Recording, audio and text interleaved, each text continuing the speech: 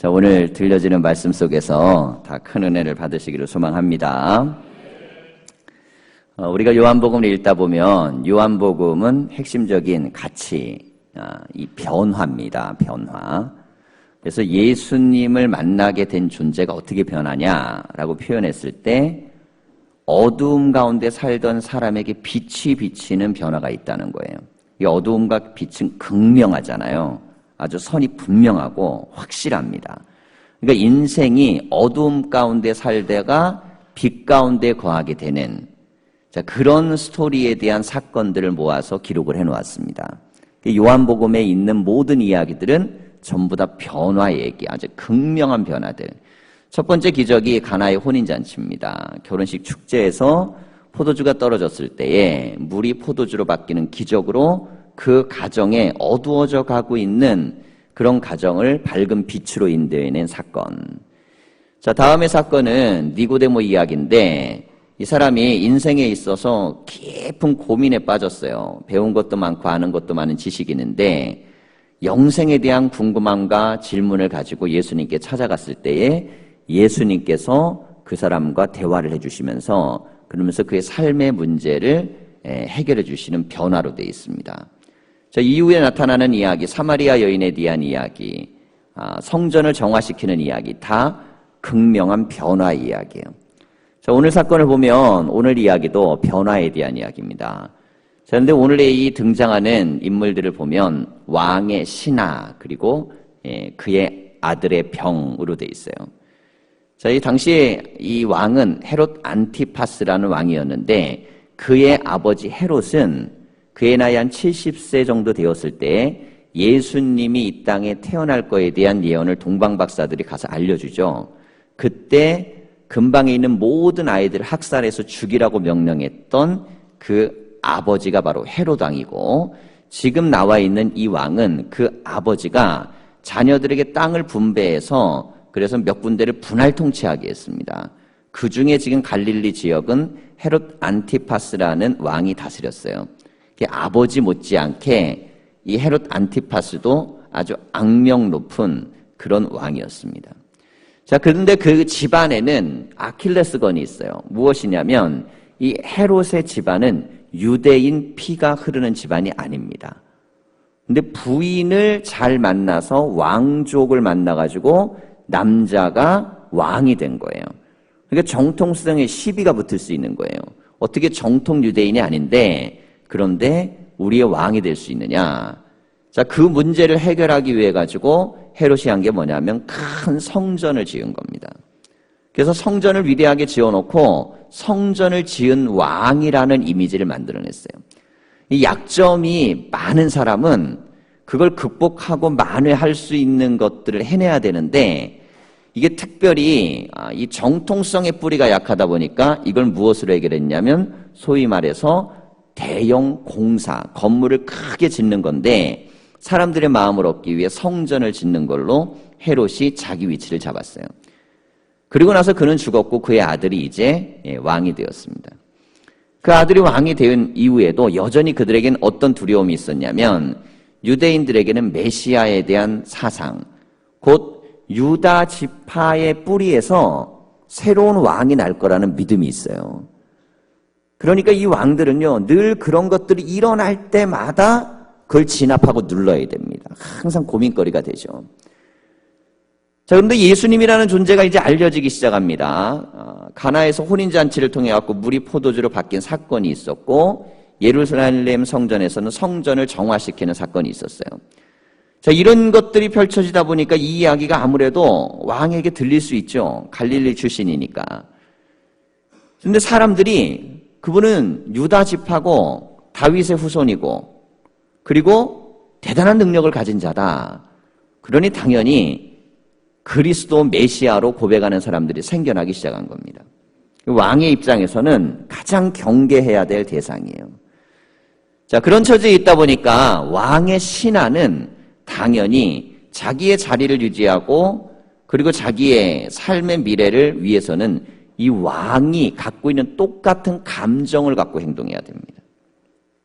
가끔 우리가 TV 같은 데 보면요, 그 이제 정당에서 뭐 대변인들 발표하고 막 그러잖아요. 예. 혹은 각 의원들이 발표하고 그런 거 보면 어떻게 그렇게 생각이 그렇게 잘 일치되나 모르겠어요. 같은 당의 사람들은. 자기 밥그릇 갖고 싸울 때 빼놓고는 남하고 싸울 때는 철저하게 생각을 하나로 해갑니다. 왜 그러냐면 한 공동체에서 자기 기반을 가지고 살려면 그때부터는요, 마음이 어떻든 생각을 동의를 해줘야 돼요. 그래야만 그 구성원에서 집단에서 살아남을 수 있습니다. 자, 이 신하가 왕이 마음에 안 들었을 수도 있습니다. 그러나 그것과 무관하게 왕의 생각과 똑같이 하지 않으면 안 되겠죠. 그래서 당연히 예수님을 멀리하고 예수님에 대한 경계심을 가져야 돼요. 그리고 예수님에 대해서 비난해야 되는 자리에 있었습니다. 그래야만 자기의 인생의 길이 앞날이 훤하게 열리는 거예요. 자, 그런데 이 신하가 자기 아들의 병이 걸리고 말았습니다. 근데 이 병이 죽을 병이 되고 말았어요. 거의 죽게 되었다라 그랬습니다. 아버지가요, 갈등을 하기 시작하는 거예요. 소문에 들으니까 갈릴리의 예수라는 그 젊은이 기적을 일으킨다고 하는데, 사람들은 메시아라고도 하고 능력이 있다고 하는데, 병자를 고치는 능력이 있으니까 내 아들도 예수님에게 맡기면 병이 나을 것 같은 그런 믿음과 마음이 막 생겨납니다. 그런데 문제는 뭐냐면 처지가 왕의 신하의 자리이기 때문에 그렇게 나아갈 수가 없는 거예요. 고민을 하기 시작합니다. 갈등을 하기 시작해요. 예수님께서 유다에서 복음을 전하고 사마리아를 지나서 그리고 갈릴리로 돌아왔을 그 즈음에 이 왕의 신하 마지막으로 결정을 하고 예수님을 찾습니다. 결단한 내용은 그거예요. 내가 혹 왕과의 관계가 끊어진다 할지라도, 내가 혹 이때까지 누렸던 권력과 지위와 명예를 잃는다 할지라도, 내가 혹 이때까지 쌓았던 모든 명성이 주저앉는다 할지라도 내 아들을 살릴 수만 있다면 그러면 나는 그 길을 가겠다. 여러분 인생에 있어서요, 예수님을 믿는 것은 이론으로 결정되는 게 아닙니다. 예수님을 믿는 건 삶의 문제를 해결하신 빛으로 오신 예수님을 만날 때 결정나는 거예요. 우리의 인생의 삶 속엔 어두운 부분들이 누구나가 다 있습니다. 삶을 살아오면서 어두움과 어두움의 흔적이 없는 사람이 어디 있겠어요. 그래서 요한복음은 다양한 어두움을 얘기합니다. 수많은 사람들의 삶의 어두움의 자리를 먼저 보여주는 거예요. 어떤 사람은 병들어서 어둡고, 어떤 사람은 인생을 살아오면서 질고의 세월이 어둡고, 어떤 사람은 막 좋은 일 하고 있는데 문제가 생겨서 어렵고, 계속 어두움과 어려움이 생깁니다. 근데 이 어둠과 어려움이 생겼을 때에 예수님께서 그 자리에 가시고, 그리고 이 어두움이 빛으로 바뀌어지기 시작하는 겁니다. 여러분, 자식이 병들기를 원하는 부모가 어디 있겠습니까? 우리가 인생에 대한 계획표를 좀 세우고 살아갑니다. 돌잔치 하면 애들 다 뭐 잡으라 그러잖아요. 그래갖고 거한 거, 대단한 거 딱 한 3-4개 놓고, 잡으면 막 박수치고 좋아하고. 왜 그렇습니까? 그 어린 1살 때부터 인생에 대한 계획들을 부모들이 막 바라는 거예요. 커나가면서 성장하면서 계속 바랍니다. 사람에겐 계획이 있습니다. 그런데 인생이 계획대로 되지 않습니다. 내 인생도 내 계획대로 되지 않는데 내 자식의 인생은 더더욱 안 됩니다. 또 하나의 문제는 무엇이냐면 내 인생의 문제는 내가 알아서 해결할 수 있는데 내 자식의 문제는 내가 해결을 해줄 수가 없어요. 내 선을 넘어버렸을 때, 내 한계를 넘어버렸을 때, 내가 할 수 있는 영역을 넘어버렸을 때, 그때 가장 지혜로운 사람은 예수님에게 내 자녀를 맡기는 겁니다. 이 아버지는요, 자식을 너무나 사랑했어요. 자기의 권력보다, 자기의 영향력보다, 자기의 지위보다, 무엇보다 중요한 자기의 체면보다. 여러분, 체면이라는 게 얼마나 대단합니까? 나름대로요, 삶의 자리에서 이게 좀 영향력 있는 자리에 올라가는 사람일수록 체면을 중요시 여깁니다. 남들이 나를 어떻게 볼까? 마음속으로는 내가 예수님도 알고 싶고 믿음도 갖고 싶고 기도도 하고 싶고 그런데 주변이 그걸 받쳐주지 않으면요. 그러면 체면을 통해서라도 부정적으로 얘기하고 그런데 이걸 다 내려놓았습니다. 그리고 나서 예기치 않은 아들의 불행. 이 젊은 아들인데요. 우리가 한번 생각을 해봐야 됩니다. 젊은 아들의 죽을 병이 갖고 있는 의미가 무엇일까? 여러분 병에 안 걸리면 가장 좋겠죠. 문제가 안 생기면 가장 좋습니다. 부모는 자녀의 인생이 순탄하기를 원합니다. 하지만 인생을 살아보시면 우리의 인생 자체도 순탄하지 않잖아요. 여러분 바다에 가면요. 출항을 할 때 폭풍우가 칠 때 배가 뜨는 법은 절대로 없습니다. 바다에 나갔을 때 폭풍우가 치는 거예요. 인생을 뭔가 계획하고 출발할 땐요. 맑고 청명하고 좋은 날 갑니다. 그런데 나가보면 기약할 수가 없어요. 어떤 일이 어떻게 생길지 모릅니다. 기상예보를 어부들은요 굉장히 중요하게 듣습니다. 자기들의 생명과 관계돼 있고 뭐 특별히 물고기를 잡고 그러면은 이게 생존과도 관계되잖아요. 그러니 이게 뭐 파도가 얼마나 칠지 날씨가 얼마나 이게 좋을지 안 좋을지 늘 그것에 대해서 살피고 나가죠. 그런데 아시는 것처럼 일기예보라는 것은 불규칙의 법칙을 가지고 있습니다. 뭔 뜻이냐면 자연계에 있는 법칙이 두 가지가 있는데 하나는 규칙적으로 반복되는 것들이 있어요. 달이 지구를 돈다든지 지구가 태양을 돈다든지 그 물리적으로 항상 동일한 법칙을 갖고 돕니다. 그렇기 때문에 뭐 1000년 전, 10,000년 전이나 지금이나 수학적으로 계산하면 다 나옵니다. 규칙적인 법칙이 있어요. 자, 이런 것들에게 뭔가 방향을 맞춰서 한다는 것은 어려운 게 아닙니다. 기술만 좀 발달하면 그러면 규칙의 법칙에 맞게 할 수 있어요. 자, 그런데 날씨는 불규칙의 원리를 갖고 있습니다. 어떻게 돌변해서 어떤 상황이 생길지를 예측할 수가 없습니다. 이게 법칙적으로 그래요. 그러니 항상 가능성만 얘기합니다. 뭐 가능성이 70%, 80%. 우리가 70%, 80% 하면 굉장히 높은 거 아닙니까? 근데 문제는 20% 안에서 만약에 폭풍우가 분다든지 풍랑이 일면 다 죽는 거예요. 그러니 생명을 걸고 사실은 바닷길로 나가는 거죠. 그러니 그들에게 발달되는 게 뭐냐면요. 일기예보를 듣는 것도 중요하지만 삶의 경험을 통해서 배운 지식. 야, 오늘은 예보는 맑을 거라 그러는데 시간이 지나면 분명히 뭔가 있을 것 같다. 일종의 아주 본능적인 감각과 경험들을 통해서 판단을 합니다. 생존의 문제이기 때문에 그렇죠. 불규칙적인 원리가 있을 때 이것들을 갖다 예측하고 맞춘다라는 게 그렇게 녹록하고 쉬운 게 아닙니다. 그런데 인생은요 더더욱 그렇습니다. 일기예보는 가능성이라도 예보해 줍니다. 오늘 날씨, 일주일 날씨, 한 달 날씨까지도 알려줘요. 근데 우리 인생은요 1초 앞도 알려주지 않습니다. 우리가 기도하기 전에 마이크가 이렇게 될 걸 알았겠어요? 권사님이 얼마나 일주일 내내 기도하고 올라오셨겠어요? 이게 딱 안 나오는 순간 마음이 어떻겠어요? 이게 내가 무슨 큰 죄를 지어서 그런가? 그건 아니겠지만 얼마나 긴장했겠습니까? 나는 기도문 딱 써가지고 정말 마음을 당해서 쏟아봐갖고 유창하게 탁 하고 싶은 마음으로 올라왔는데 이런 일이 생길 거라고 누가 예측을 했겠어요? 그래서 돌발적인 상황이 생기면 늘 깨달으셔야 돼요.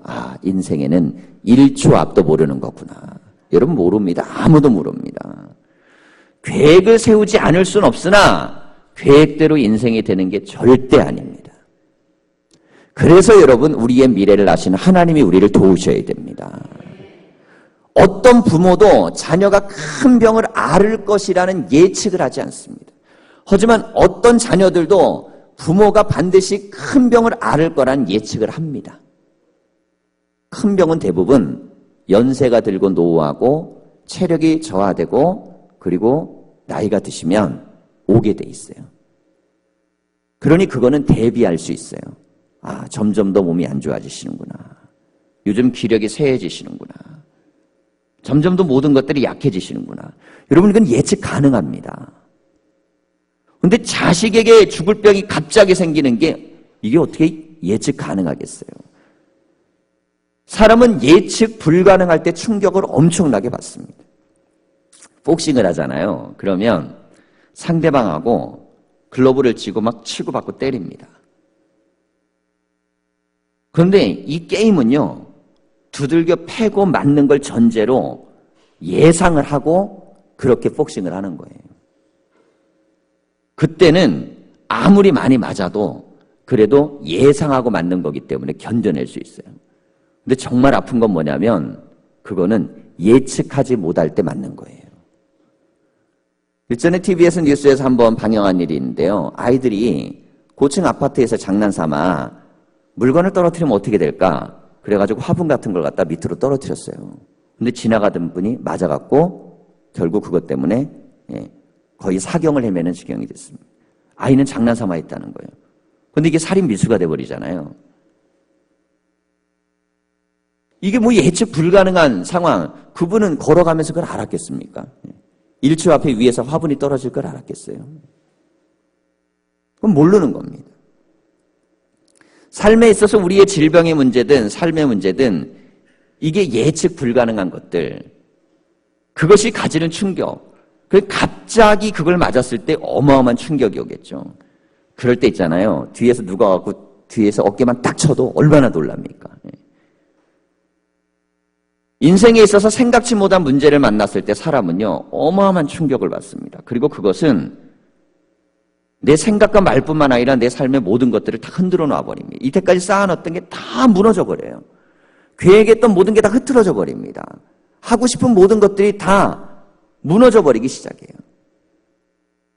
정말 칠흑같이 어두운 시간이 다가오기 시작합니다. 자, 여기까지는 모든 인간이 다 경험하는 겁니다. 인생을 살면서 이런 예기치 못한 어두움을 경험하지 않는 사람은 아무도 없습니다. 삶을 살다 보면 계획하지 않은 불행과 어려움과 암흑의 시간과 상태를 누구나가 다 경험합니다. 단 여기에서 어떤 이에게는 빛이 비치는 사람이 있고 어떤 사람이 어두움 때문에 더 칠흑 같은 어둠으로 떨어져 헤어나오지 못하고 고통 가운데 무너져가는 사람들이 있습니다. 여러분, 교회는 하나님이 우리에게 주신 빛의 공간입니다. 이곳에 드리는 예배를 통하여 어두움은 빛으로 바뀌고 문제는 하나님의 은혜로 바뀔 줄 믿습니다. 여러분, 여러분의 자녀들의 미래를 위하여 충분히 기도하십시오. 정말 깊은 기도가 있어야 됩니다. 우리의 삶의 자리에 있어서 우리의 자녀들 그냥 내가 열심히 키우면 잘 자랄 수 있을까요? 여러분, 예기치 못한 문제가 반드시 생길 수 있습니다. 하나님 앞에 믿음과 신앙으로 키워진 자녀는 뿌리 깊은 나무와 같아서 흔들림이 있을 때 그 뿌리가 잡아주는 거예요. 여러분, 부모가 믿음을 가지고 자녀를 위해 간절히 기도해야 되는 이유가 여기에 있습니다. 이 아버지가 지금 자녀를 위해 자기의 모든 것들을 다 내려놨습니다. 기러기 아빠들이 있죠. 자식 잘 키워보겠다고. 그러기 위해서 홀로 살고 돈 벌고 다 뒷바라지하고. 우리 어머니들도 자식에 대한 사랑이 얼마나 대단합니까? 대한민국 엄마 아빠들만큼 자녀들에 대한 큰 애정과 사랑을 갖고 있는 그런 민족도 흔하지 않아요. 정말 내 모든 것들을 자녀에게 주어도 아깝지 않은. 여러분, 그런데 보십시오. 모든 걸 다 준다고 다 잘 됩니까? 혹은 좀 내가 잘 못해준다고 다 못 됩니까? 그렇지 않습니다. 줄 수 있는 걸 모두 다 줘도 타락하고 무너지고 쓰러질 사람들 수도 없이 많고요. 제대로 챙겨주고 도와주지 않아도 일어나는 사람도 수도 없이 많습니다. 하나님께서 우리에게 주신 은혜, 그것은 바로 우리의 자녀의 인생을 책임져 주신 은혜를 주신 겁니다. 젊은 아이가 여러분 죽음이라는 걸 생각해 봤겠습니까? 젊은 나이에 야, 난 언제 죽을지 몰라. 이런 생각 안 하죠. 그래서 이 가정의 가장 큰 충격은 뭐냐면 생각도 안 해본 그런 어마어마한 고통이 찾아온 게 문제였어요.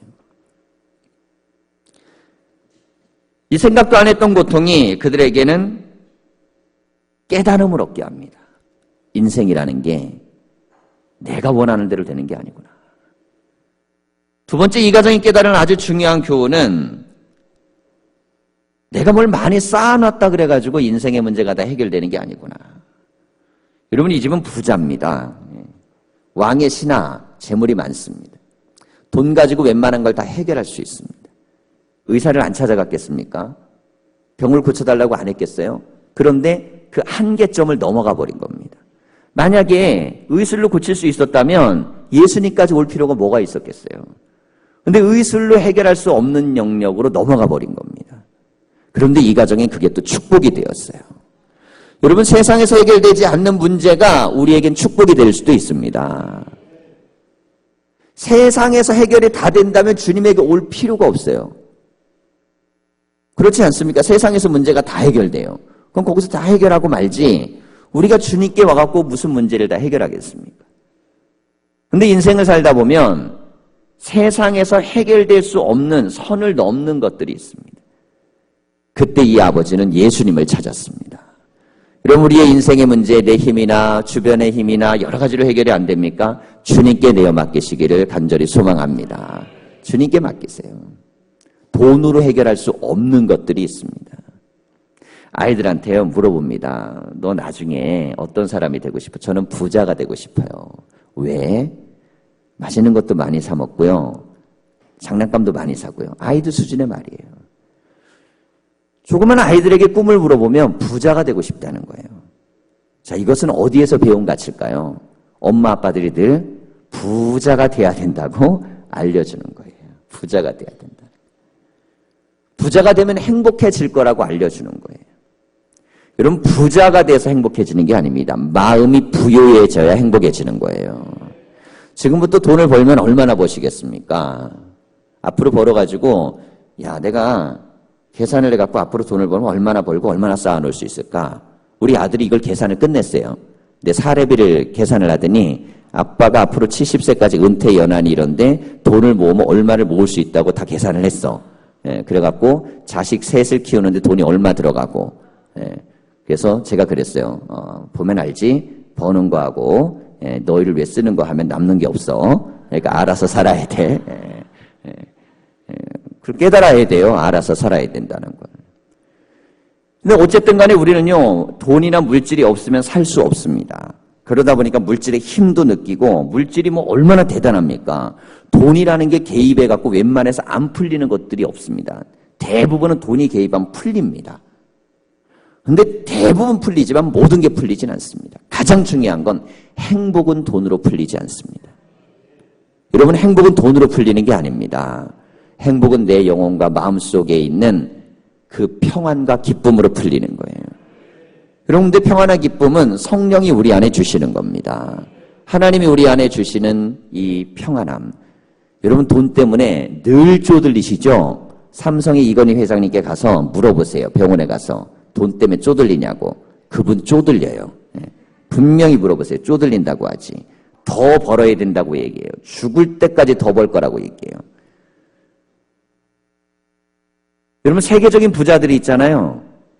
야, 우리는 그 정도 있으면 걱정을 안 하겠네. 그분들은요, 자기보다 위에 있는 사람들 견뎌내지를 못해요. 공부를 우리가 밑에서 한 30등 하는 애들은요, 한 20등까지만 올라가도 행복감이 엄청 커지거든요.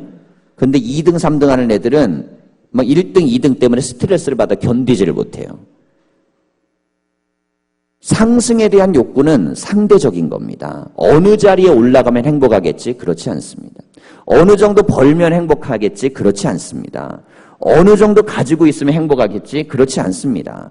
여러분, 전 세계 어디 동서고금의 수많은 글과 사상과 메시지 중에도 어느 정도의 소유를 갖고 있으면 행복하다는 근거를 내놓는 곳이 아무것도 없습니다.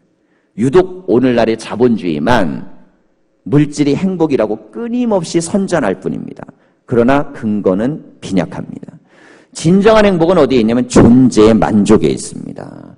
소유의 만족이 아니고 존재의 만족이에요. 그래서 그는 부자의 자리에 있었음에도 불구하고 왕의 신하의 자리에서 밀려나게 되면 자기의 부가 무너질 수도 있습니다. 그럼에도 불구하고 예수님을 찾았어요. 그 이유는 자기 존재의 가장 사랑하는 존재가 아들이었기 때문입니다. 여러분, 우리가 인생에 있어서 어디에 더 투자하시겠습니까? 내 삶의 모든 걸 주님께, 부를 향해 나아가는 게 아니라 내 영혼의 만족을 위해 나아가는 심령이 되어야 될 줄 믿습니다. 그래서 그냥 만족하고 사세요. 쪼들린다고 찌든다고 힘들다고 어렵다고 생각하지 마시고 그냥 하루 세 끼 먹고 있으면 감사하시기 바랍니다. 하루 세 끼 먹으면 감사한 거예요. 거기다 간식까지 먹으면 뭐 넘어지셔야 돼요. 너무 행복해갖고. 넘어지셔야 돼요. 넘어지셔야 돼요. 우리는 가끔 치킨하고 피자를 시켜 먹거든요. 우리 애들은 당연하게 느껴요. 저는 기적으로 느끼는데.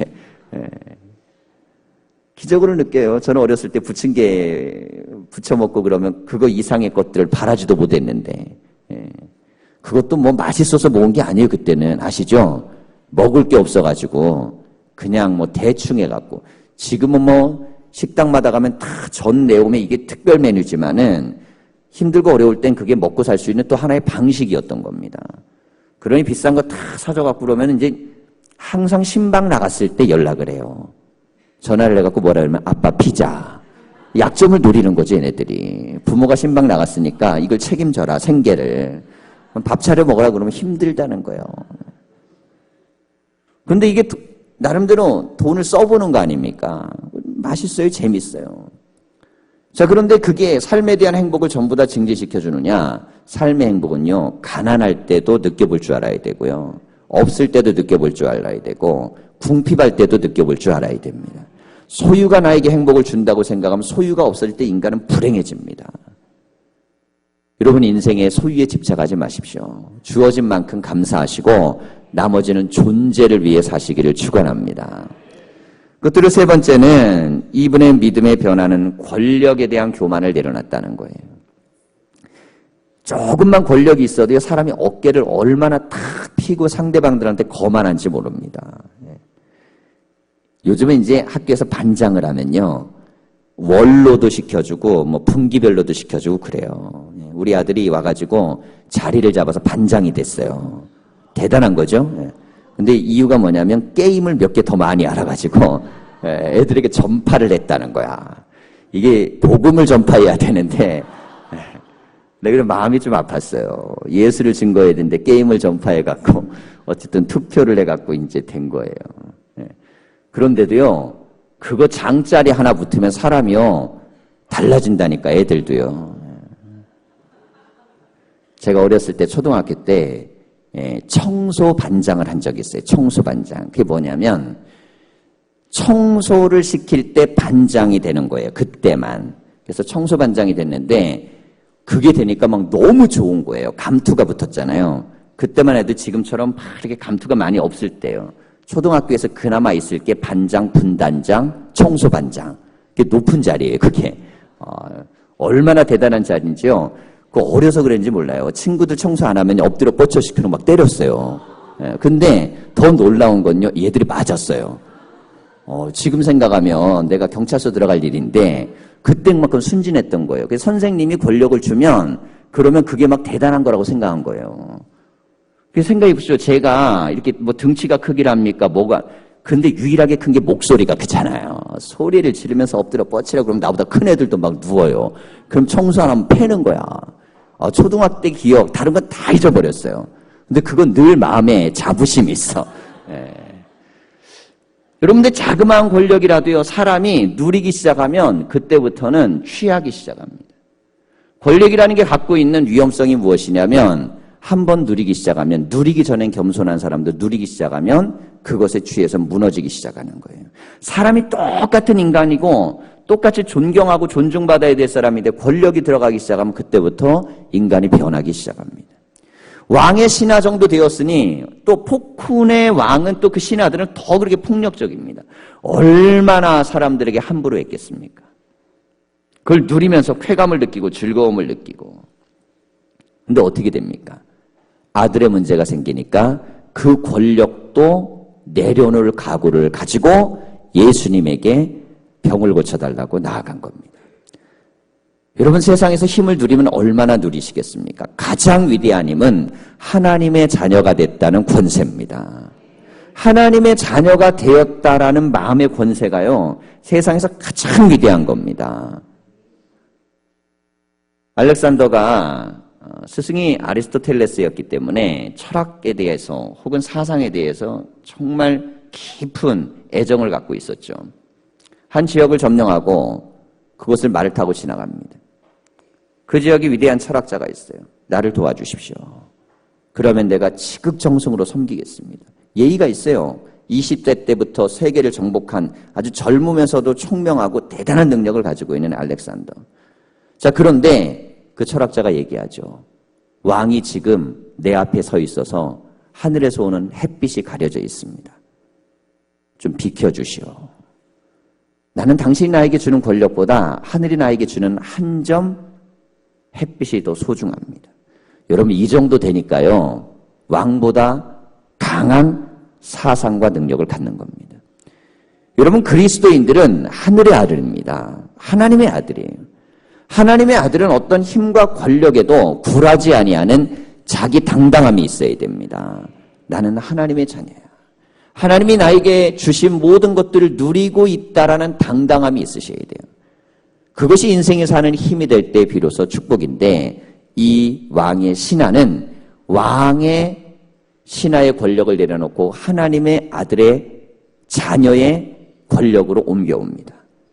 그래서 온 집안이 예수를 믿었다. 거꾸로 얘기하면 온 집안이 예수를 믿었다는 건 자기가 누릴 모든 것들을 포기할 각오를 가지고 믿었다는 거예요. 오늘 우리가 주님 앞에 나왔습니다. 여러분, 얼마나 우리의 미래를 아십니까? 어두움 가운데 계십니까? 예수님이 나에게 오시면, 찾아오시면, 함께 하시면 빛이 임할 줄 믿습니다. 여러분, 인생의 삶의 문제에 어두움 없이 살려고 도망 다니지 마십시오. 비껴 가서 어두움을 피할 수 있는 게 아닙니다. 가다 보면 어딘가에는 있습니다. 중요한 건 그 어두움 가운데 빛이 비치기만 하면 구원의 역사가 이루어집니다. 사랑하는 모든 성도들의 삶과 가정 속에 이런 빛의 역사가, 그래서 갈망하시고 사모하시고 은혜 받기를 원하십시오. 영혼 속에 빛이 비치기를 간절히 축원합니다.